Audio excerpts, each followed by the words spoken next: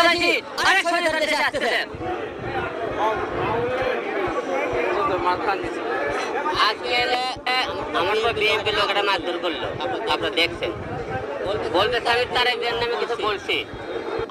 আপনারা মিডিয়া ব্যক্তি যারা আছেন, যদি বগুড়া শহরে এই মুহূর্তে বলতে পারেন যে কেউ ফুটেজ বার করে যে আমি হিরো আলম তারেক জিয়ার নামে কোনোদিন কোনো খারাপ কথাকে বকা দিছি, গালি দিছি, তাহলে আমি আপনাদের জুতোর মালা করার দিয়ে আমি সারা বগুড়া শহর ঘুরাবো।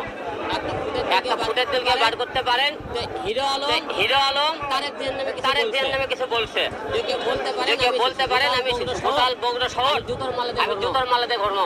আপনারা না বলে থাকেন তাহলে আপনার তারেক জিয়ার নাম করে কেন আমরা আজকে 2023-এ আমরা মনে করেছিলাম স্বাধীন হয়েছে, দেশ স্বাধীন হয়েছে আমরা তাই